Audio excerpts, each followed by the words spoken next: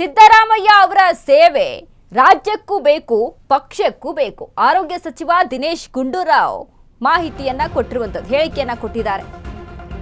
ಸಿದ್ದರಾಮಯ್ಯ ಸೇವೆ ರಾಜ್ಯಕ್ಕೂ ಬೇಕು, ಪಕ್ಷಕ್ಕೂ ಬೇಕು. ಆರೋಗ್ಯ ಸಚಿವ ದಿನೇಶ್ ಗುಂಡೂರಾವ್ ಬಿಗ್ ಬಾಂಬ್ ಇದು. ಸಿಎಂ ಸಿದ್ದರಾಮಯ್ಯ ಅವರು ನಮ್ಮ ಜೊತೆಗೆ ಇರ್ತಾರೆ. ಸಿಎಂ ಕುರ್ಚಿ ಗೊಂದಲಕ್ಕೆ ನಾಳೆಯೇ ತೆರೆ ಬೀಳಲಿದೆ.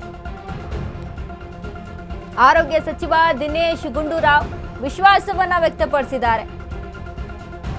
ಸಿಎಂ ಸಿದ್ದರಾಮಯ್ಯ ನಾಳೆ ಬ್ರೇಕ್ಫಾಸ್ಟ್ಗೆ ಕರೆದಿದ್ದಾರೆ. ದೆಹಲಿಯಲ್ಲಿ ಏನೆಲ್ಲ ಚರ್ಚೆ ಆಗಿದೆ ಅಂತ ಹೇಳ್ತಾರೆ. ಕೆಸಿ ವೇಣುಗೋಪಾಲ್, ಡಿಕೆ ಶಿವಕುಮಾರ್ ಬರ್ತಾರೆ. ಆರೋಗ್ಯ ಸಚಿವ ದಿನೇಶ್ ಗುಂಡೂರಾವ್ ಬಿಗ್ ಬಾಂಬ್.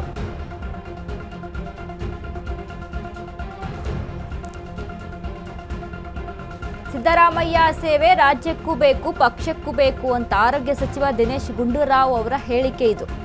ಸಿದ್ದರಾಮಯ್ಯ ಅವರು ನಮ್ಮ ಜೊತೆಗೆ ಇರ್ತಾರೆ ಅಂತ ಹೇಳಿದ್ದಾರೆ. ಸಿಎಂ ಕುರ್ಚಿಯ ಗೊಂದಲಕ್ಕೆ ನಾಳೆ ತೆರೆ ಬೀಳುತ್ತೆ ಅಂತ ಹೇಳ್ತಾ ಇದ್ದಾರೆ. ಅಧಿಕೃತವಾಗಿ ನಾಳೆ ಎಲ್ಲ ಗೊತ್ತಾಗುತ್ತೆ. ಅದರಿಂದ ಇದು ನಾಳೆ ಬೆಳಗ್ಗೆ ವರೆಗೂ ನಾವೆಲ್ಲ ಕಾಯಬೇಕಾಗ್ತದೆ. ಒಳಗಡೆ ಒಂದಿಷ್ಟು ಮಾಹಿತಿ ಇದ್ದೇ ಇರುತ್ತೆ. ಇಲ್ಲ, ಒಳಗಡೆ ಇರೋ ಮಾಹಿತಿ ಅದೇನೇ ಇದ್ರೂ ಕೂಡ ಮಾಹಿತಿನೇ. ಅಧಿಕೃತವಾಗಿ ಬರೋವರೆಗೂ ಯಾವುದೂ ನಾವು ಅಧಿಕೃತವಾಗಿ ಏನು ಅಂತ ಹೇಳೋಕ್ಕಾಗಲ್ಲ. ಅದು ಒಂದು ಮಾತ್ರ ಹೇಳ್ಬೋದು, ಇದು ಪಕ್ಷದ ನಮ್ಮ ಮುಖ್ಯಮಂತ್ರಿಯವರು ಮತ್ತು ನಮ್ಮೆಲ್ಲ ಮುಖಂಡರುಗಳು ನಾವೆಲ್ಲರೂ ಮೊದಲಿಂದನೂ ಕೂಡ ಮುಖ್ಯಮಂತ್ರಿಯವರು ಪಕ್ಷದ ಹೈಕಮಾಂಡ್ ಏನು ಹೇಳುತ್ತೆ ಅದರ ಪ್ರಕಾರ ನಾನು ನಡೀತೀನಿ ಅಂತ ಸ್ಪಷ್ಟವಾಗಿ ಹೇಳ್ಕೊಂಡ್ಬಂದಿದ್ರು. ಮತ್ತು ರಾಹುಲ್ ಗಾಂಧಿಯವರು ಮಾತು ನಾನು ಯಾವತ್ತೂ ಕೂಡ ಮೀರೋದಿಲ್ಲ ಅಂತ ಕೂಡ ಮುಖ್ಯಮಂತ್ರಿ ಸಿದ್ದರಾಮಯ್ಯ ಸಾಹೇಬರು ಅವರ ಸ್ಪಷ್ಟ ಅಭಿಪ್ರಾಯ ಆಗಿತ್ತು.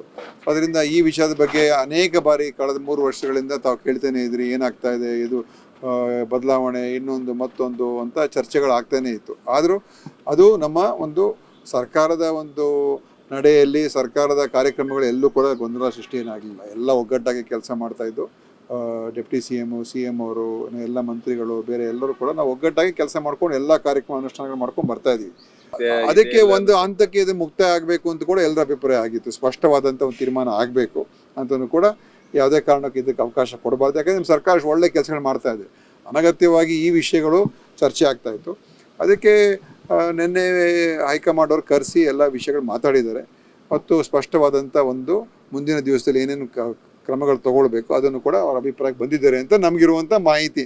ನನಗೂ ಏನೋ ಅಧಿಕೃತವಾಗಿ ನನಗೇನೇನು ಹೇಳಿಲ್ಲ.